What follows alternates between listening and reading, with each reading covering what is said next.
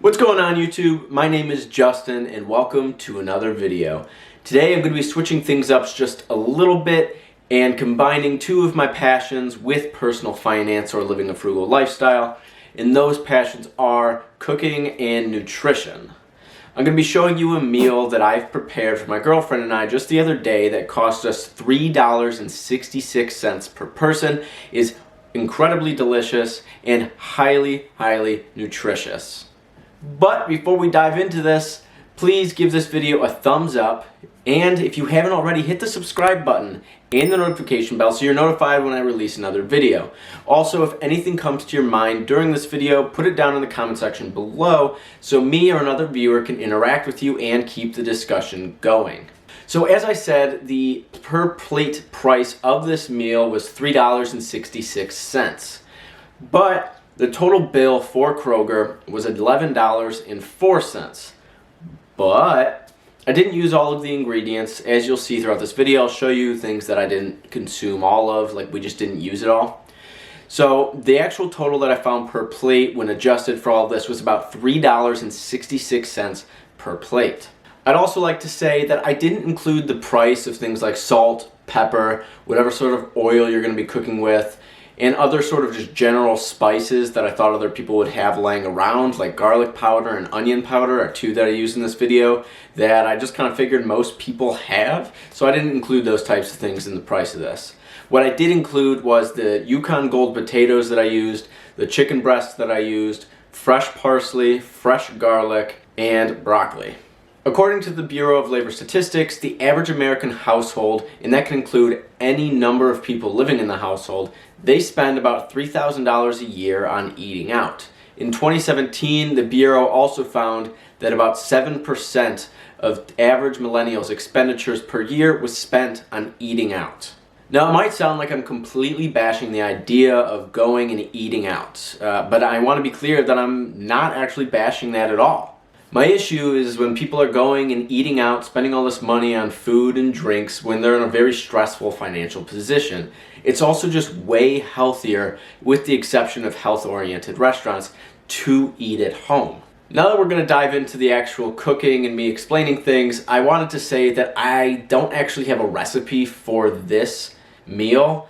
It's just sort of something that I've been making for a really long time, and I don't actually look at what I'm using specifically in terms of amounts, but any future cooking videos that I make, I will make sure that I actually make a recipe for it and give you specific amounts so that you can replicate it. Now, whenever I cook, it's incredibly important for me to establish mise en place, which means everything in its place. To me, that means having all of my ingredients prepped as much as possible before the actual process of cooking it, and knowing where all of the tools and utensils that I'm going to be using are, so I'm not wandering around looking for things while I'm trying to cook. What I have for this meal are Yukon Gold potatoes. They are some of my absolute favorite types of potatoes to cook with, and I think it's really good for pan frying. Also, I cut them into small cubes because I also find that's most efficient when it comes to pan frying them. I pan fried them in just a touch of vegetable oil for about 20 minutes on a medium to medium low heat. It's really important that you make sure you watch how fast they're cooking or how fast they're establishing their crust, because if they're getting like too crusty very quickly, potatoes take a long time to cook, and getting that crust on it really early can actually just lead it to burning before it's even cooked. When it comes to cooking potatoes like this, I prefer a pan that allows me to lay out all the potatoes without having any on top of one another.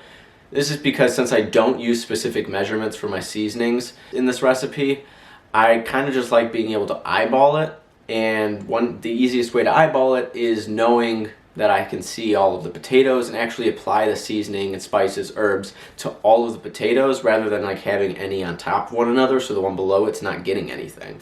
So when it comes to the potatoes, the spices, herbs, and or seasonings that I'm using are salt, pepper, garlic powder, onion powder, paprika, fresh garlic, and fresh parsley. The only exception to this method of seasoning this dish is the garlic powder. Garlic powder, you want to go just about half of it when it comes to the pan, is because we're going to be adding fresh garlic towards the end, but we're not adding that fresh garlic now because we don't have enough oil or anything in the pan, and it's going to be cooking long enough that you actually stand the risk of heavily burning the fresh garlic. We're also not adding the fresh parsley until we add the fresh garlic. It's kind of for the same thing, as we don't want it to burn.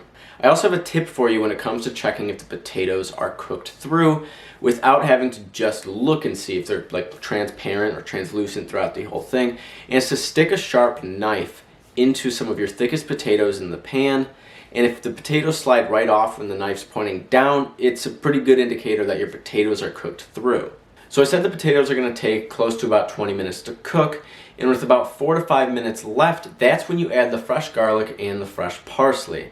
This is also a time that sometimes if I see that the potatoes are a little bit dry looking, I add just a little bit more oil and a little bit more salt. Now throughout the entirety of this video, I had prepared broccoli and cooked the broccoli. I didn't think anybody needed to see that. The broccoli takes about maybe 2 to 3 minutes in a rolling boiled pot. One thing I think a lot of home cooks do is they overcook their broccoli, and instead of being this like nice crisp piece of broccoli, it just kind of turns mushy and unappealing.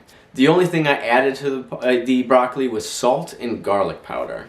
When it comes to the chicken, I prefer to open it up using the butterfly method and hammering it flat. This kind of just helps it cook evenly. A lot of times when you buy chicken breast, you have that thin end, and then you have a thick end, and it just cooks unevenly, and it kind of stresses some people out when they're learning how to cook. I also think doing this, it just kind of makes it look more appealing on the plate, but that's just more of an aesthetic thing. So prior to hammering it out, after I've butterflied it, I'm also going to liberally salt, pepper, and apply garlic powder to the chicken before I hammer it out, because when you hammer it, it just kind of helps push that stuff into it. I'm not actually 100% sure how much that works though. So with this chicken pretty flat, it's not even an inch thick, it's only going to take about 3 minutes per side to get a really nice sear. And it's really important to make sure that your pan is very hot prior to putting your chicken in. It should be sizzling the second the chicken hits the pan. So as you can see right here, this is the final product.